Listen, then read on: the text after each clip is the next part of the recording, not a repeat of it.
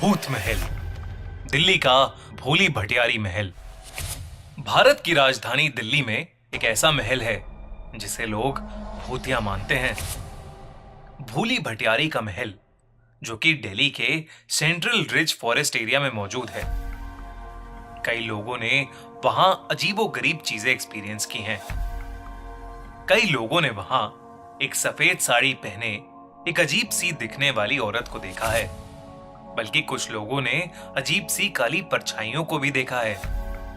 कभी किसी के चीखने की आवाजें, तो कभी हवा का एकदम से रुक जाना, जिससे कई लोगों को वहां सांस लेने में तकलीफ भी हुई है। कई लोग मानते हैं कि यहां एक रानी की आत्मा भटकती है।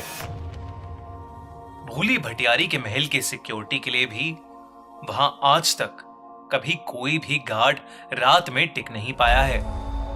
रोज शाम होते ही वहां पुलिस बैरिकेडिंग करना शुरू कर देती है। किसी का भी वहां अंधेरा होने के बाद जाना मना है। लेकिन अर्पित और उसके दोस्त कार्तिक और शिखर उस महल के बारे में कुछ नहीं जानते थे। वो तीनों हर संडे अपनी साइकिल्स लेकर शाम को साइकिलिंग राइड्स पर जाया करते थे।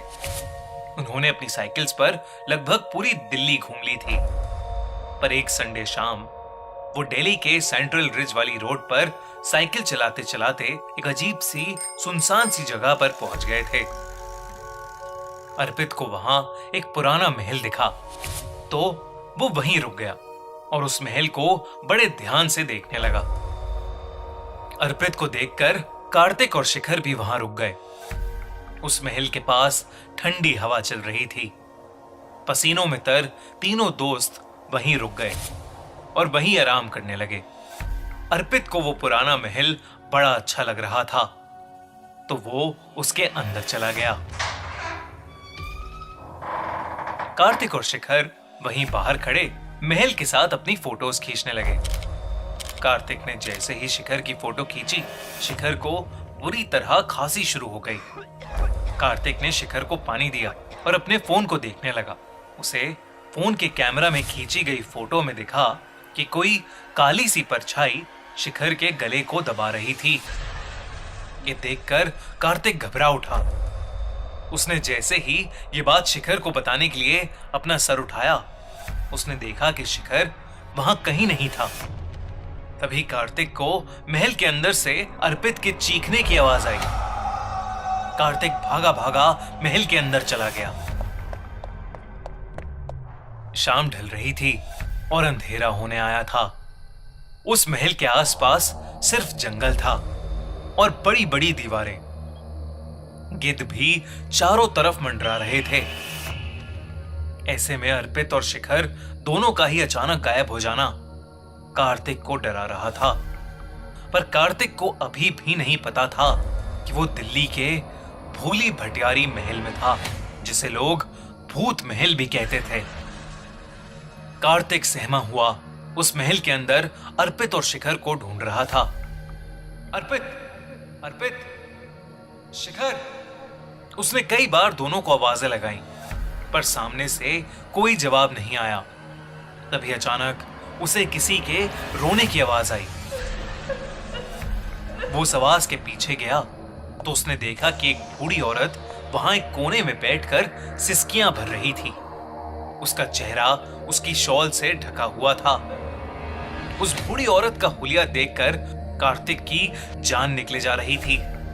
फिर भी हिम्मत करके जब उसने उस बूढ़ी औरत से पूछा कि क्या उसने उसके दोस्तों को वहां से गुजरते हुए देखा है, तो उस बूढ़ी औरत ने हाथ के इशारे से उसे महल के और अंदर भेज दिया। कार्तिक जब अंदर गया तो उसने देखा कि अर्पित वहीं खड़ा है। अर्पित एक नजर टिकाए सामने देख रहा था। ऐसा लग रहा था कि जैसे अर्पित किसी के वश में हो। कार्तिक ने उसे जोरों से हिलाया, लेकिन तब भी अर्पित सामने ही देखे जा रहा था। कार्तिक ने जब ध्यान से सामने देखा तो उसे सामने एक छत सी दिखी और उस छत पर एक औरत।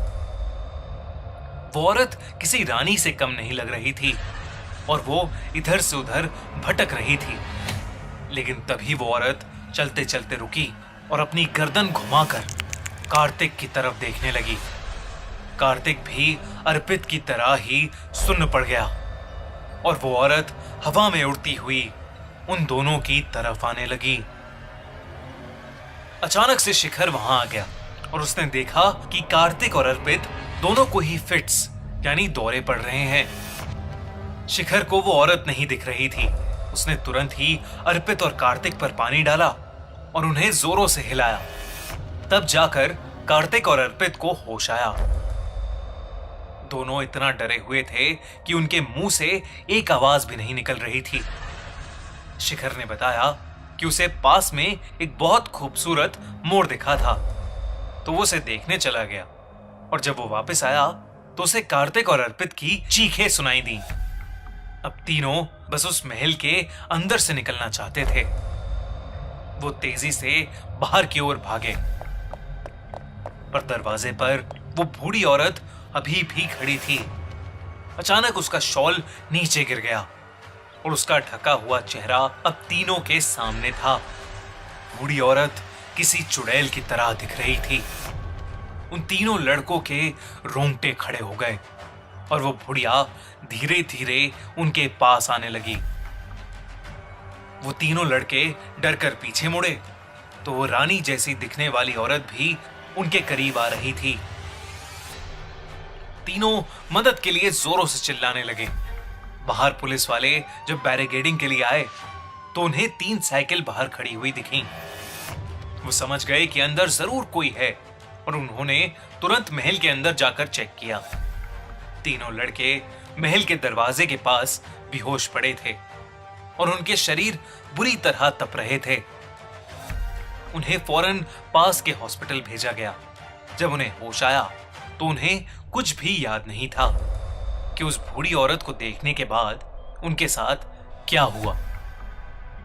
कहानियों की माने तो शायद वो रानी जैसी दिखने वाली औरत फिरोज शाह तुगलक की रानी थी, जिसे राजा ने उस महल में नजरबंद कर दिया था।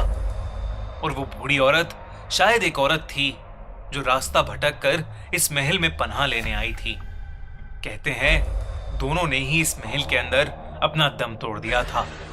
और हां, आपको क्या लगता है, क्या आप भूली भटियारी के महल में जाना चाहेंगे? हमें कमेंट्स में जरूर बताएं।